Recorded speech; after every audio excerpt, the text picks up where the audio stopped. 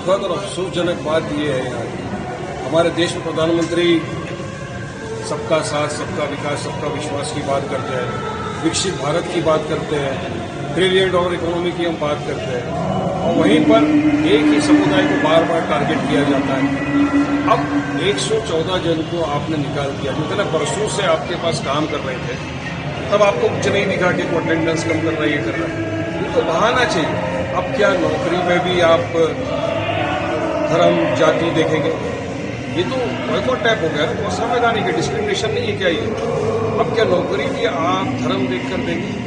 आज मोदी ने कहा था कि हम 2 करोड़ युवाओं को रोजगार देंगे, मगर यहाँ बेरोजगारी बढ़ रही है और उस पर सर जो 114 जन को आपने निकाल दिया, उनके साथ उनका परिवार पूरा लगा हुआ है, उसका क्या होगा? तो ये सरकार को इस चीज की संज्ञान लेना चाहिए कि हमारा भारत देश में सेक्युलर है। हम हर इंसान अगर इस तरह करने लग जाएगा, नहीं भाई ये धर्म वाले को मैं दूंगा, ये धर्म वाले को मैं दूंगा, इस दिशा में हम देश को लेकर चले जाएंगे। तो मैं समझता हूं कि सरासर डिस्क्रिमिनेशन है, सरकार को ऐसी चीजों का संज्ञान लेना चाहिए और हमारे देश के अंदर प्यार मोहब्बत बना रहे, नफरत ना हो, इसकी सरकार को पूरी तरह से करना चाहिए, क्योंकि ये गलत बात है। सर, पिछले 11 सालों से भाजपा की जो है एक दो समाज में दरार डालकर राजनीति करने की जो ये राजनीति चल रही है, इसके बारे में आप क्या कहेंगे? ठीक है, जब से भाजपा सरकार सत्ता में आई है 11 साल हो गए, हम एक ही चीज देख रहे हैं, नफरत फैलनी। बस किसी भी तरह से, और खास तौर से एक मुस्लिम समुदाय इनको मिल गया, उसको टारगेट करो, मुसलमानों को गालियां दो, अपनी राजनीति चमकाओ और मुसलमानों को गाली दे देगी कितने तो मंत्री बन गए। विकास कहाँ हो रहा है?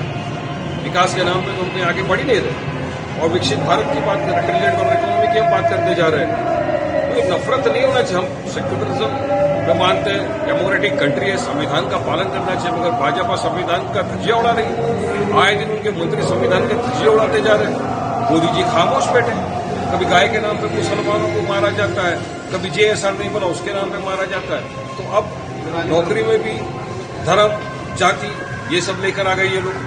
तो किस दिशा में हम देश को लेकर चलेंगे? तो इससे देश को अगर आगे बढ़ाना है तो हम तो गंगा जमनी तहजीबी का उदाहरण है भारत देश। तो सेक्युलरिज्म बताना चाहिए, डेमोक्रेसी में रहते हैं हम, संविधान का पालन करना चाहिए, जो कि भाजपा की पुस्तक में है ही नहीं। संविधान को मानते ही नहीं, इसलिए इस तरह का डिस्क्रिमिनेशन करते हैं, हर चीज असंवैधानिक जो है वो करते हैं। जैसे आपने पहले एग्जाम्पल देखा, एक काला कानून लाके ठोक दिया वक्फ के ऊपर। हाँ, पूरी तरह से असंवैधानिक कानून है वो, वायलेशन ऑफ आर्टिकल 14, 15, 16, 26, 29 का संविधान का। पूरी हिंदुस्तान में प्रोटेस्ट चल रहा है मुस्लिम लॉ पर्सनल लॉ बोलने का। सब लोग संवैधानिक तौर से प्रोटेस्ट कर रहे हैं, हम भी उसका हिस्सा है। हमारा ये है कि जब तक सरकार ये काले कानून को वापस नहीं लेती, हमारा संवैधानिक तौर से प्रोटेस्ट जारी रहेगा। मैटर सुप्रीम कोर्ट में पेंडिंग है, इसलिए पेरेंट्स में ज्यादा बोलना इस वक्त उचित नहीं है।